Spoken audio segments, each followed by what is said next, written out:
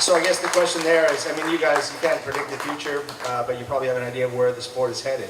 So would you see the next cup being raced in similar boats? We're going to go a whole new direction, smaller, make it more, user-friendly, so get more countries involved, more syndicates? So yeah, I think it really is the same concept, same boat, very, very physical, very, athletic, a real risk factor, like auto racing, foiling, and fun, getting it in there, short course racing, and really getting it out there and educating that audience, with the fantastic graphics they could superimpose on live, high definition pictures, and really bring in the new people into our sport. So yeah, I see it very, very similar, but obviously being smart from a cost perspective. One concept is potentially designing some of the components, because you can spend so many hours and quite a lot of money chasing these areas, for these tiny little gains that you will never see on TV. Obviously the guys on the boats know what they are, but you could design some of those areas, save a heap of money, and so that's what the sport really needs to think about now, and that's something that Larry is really focused on and trying to improve it. New Zealand was within, 50 yards of taking it all, and I don't think anybody expected to see the comeback that you guys pulled off. As one of the guys on the boat, I'll basically say that each day, you get to a point where your back's against the wall, and it's actually a really good situation to be in, because at that moment, the certain things, that you basically are willing to try, it's literally all out on the table, no holes barred. So there are definitely things to the boat that maybe designers, wouldn't let you try at the start of the race series, which the sailors might want to try because of, feeling and so on, and the safety factors involved, and, it might break. But you get to a point where, hey, it could be the last race, let's try it, and it starts working. It's a really good position to be in. But also that whole first week, was a massive effort by the whole team. We sailed our races, and plain and simply we got our asses kicked. So what happened was the shore team worked their asses off all night, so that we could have the boat on the day off, which was meant to be a day off, let's say, racing, but we just went out and kept on sailing and working on getting the boat to match New Zealand, because one of the great things about the Cup is that you don't line up with the guy that you're going to be racing against in the lead up to. So it's not how fast you are at the start of the event, but it's being able to sort of learn from your competitor, and being able to have the resources and the, not willpower, but the strength, not only in the sailing team, but the design and the shore, to rise up to the challenge of changing the boat. And like you said, it was a pretty big, let's say, hemorrhage turnaround, but to be able to slow the momentum down and change it and start running away with it, it's a really good feeling. And we had a really cool tool. Our boat, I think, I could be wrong, this is my personal feeling, our package was really forward-thinking, with a lot of things that we hadn't learned to do yet prior to starting the final. So we maybe came in the final sailing the boat at, I don't know, 80%, and maybe Team New Zealand was already at 95%, we just had to squeeze, that final 20% out in speed, and when Jimmy actually finally sorted it out and got the boat to fly upwind, we're all happy. Well, it was actually when Shannon actually started grinding and putting in 100% instead of just cruising through the race. I could get the boat on the foil, but no, look, I mean, it's just one of those things. I mean, the America's Cup is a learning game. It's not a sort of one-day race competition. This racing goes over a couple of weeks, and as Shannon was saying, we were really at the bottom of the pyramid with these boats. There was so much to be learnt. The downside of being at the fair, it's great. You get to be in the final, or you're into the Super Bowl, but you don't get to compete in the regular season. You don't get to check out the competition. And while we create an environment in-house, we have two boats, we have two sailing teams in-house, and we go head-to-head.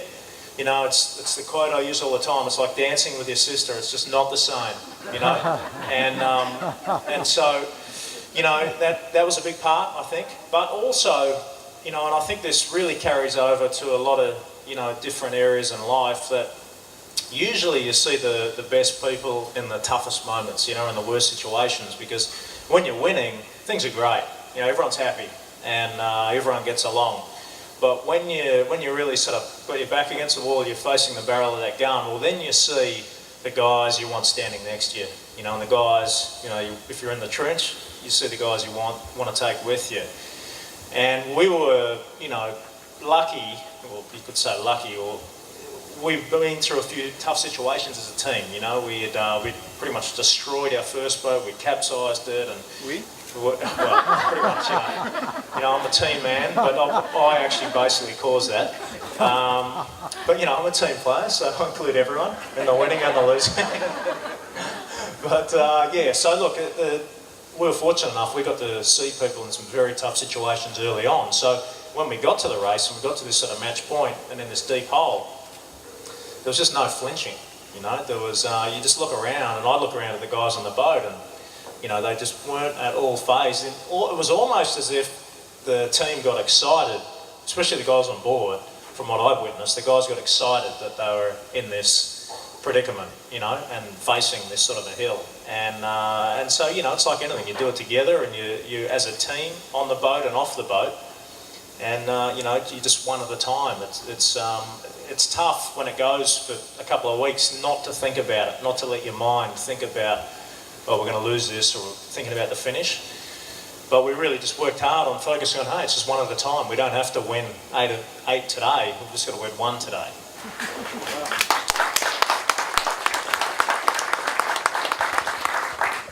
Yes. Yeah, the question was, you know, what do computers play in this, you know, compared to the old days. And without a doubt, this is the hardest boat I've ever sailed, you know, and I think I speak on behalf of the guys on board, physically and mentally. There's never been a boat before where you really, when you make a mistake, you really pay for it. And it's so obvious when you make a mistake on this boat. In the past, in the monohulls and, you know, the past cup boats we raced, you would make a heap of mistakes. Didn't really make a difference. You know, any mistake you'd make, you could sort of get over. It wouldn't cause a pass in a race. And any good racing has passing. On these boats, it is black and white. If you get something right or wrong, or, you know, if something doesn't go to plan. And it's one of those things that you always have to, for everyone on board, you're thinking about 2 steps ahead, and it's anticipation. And if you get something wrong, or if you start to fall behind in that decision-making process and anticipating, it's like an avalanche. You can never get ahead. That snowball just keeps getting bigger and bigger. The other thing that's quite different with these boats is the risk factor. I mean, every single day you would go out on this boat, whether you were training or racing, you'd have 3 or 4 moments where you'd, you know, almost have a disaster, and you'd be right on the edge. And it's a lot like a race car driver, just being at that red line, and you're just on the edge of, you know, losing grip and going into the wall. And so it's a strange one for the guys, you know, in my position driving, because you're taking 10 of your best mates out, you know, in this environment, and you've got their lives basically in your hands. And there's no other sport I know of where that happens, because a race car driver, he doesn't have the pit crew in the back seat. You know, there's no one else in the car. He could hit a competitor, but so could we. But that competitor's got 11 guys on it as well. So it's a very unique sport where, you know, you really do, you know, you go out there with quite a lot of load psychologically, and you play this mental game every day of, well, you need to push, because the harder you push, the faster you go, like a race car. But if you go over the line, then there's serious consequences. So yeah, it's this game you all kind of play together, but it's so rewarding when you come back ashore, that sort of pushing yourself mentally like that, and for the guys physically. It's an amazing feeling, and it's, you know, we used to joke about it, that when it stops, so then you win or lose or whatever, the competition ends, you're pretty much ready to check yourself into a clinic for depression, you know, because you're like, well, what do I do now? You know, what are we going to do today? You know, no sailing. But so yeah, it's a totally new game. It is just so different from the last one. I'll keep it a little shorter than Jimmy's, because I know a lot of you guys are probably thinking about food. No, but I think with regards to computational help and materials, big things, it's great to have Oracle behind to crunch numbers, that's for sure. The databases are on it, because the load sensors and the data that comes off the boat every day is, I don't actually really know what does, as in how much, but it's huge. So I think in sailing nowadays, you mentioned polars and all these kind of things. I mean, the boats do come off, let's say, out of the yard and out of the box, and we should know how fast they should be going. As sailors, we have to go out and sort of validate those numbers. A big part of it is it's great, you know. I get to sit down in amazing design meetings where there's amazing slideshows of, you know, what that little piece of aero kind of windage will do off the trailing edge of, you know, one of the fairings, and you'll see a designer come out there a few days later, that presentation, with a little carbon rod and a piece of wool, which is what you used to do in the old days. But like computers and so on are getting so good that all that aero and CFD and all that kind of stuff is done. You know, there's no more tank testing or any of that stuff. It's the tools are getting really, really good. So I think that's also trickling and making a jump into, you know, the kind of boats that we sail, you know, and cruise around in as well, or, you know, the kids sail as well. So it's really good, and the same thing for materials. I mean, the big things I think that came out of this one, it's crazy if I think about it, are the loads on the foils. You know, and we built and broke quite a few of them, and it's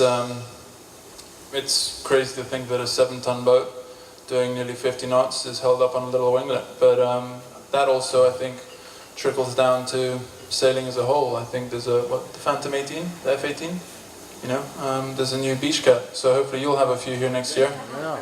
Foiling beach cats, who's up for racing next year?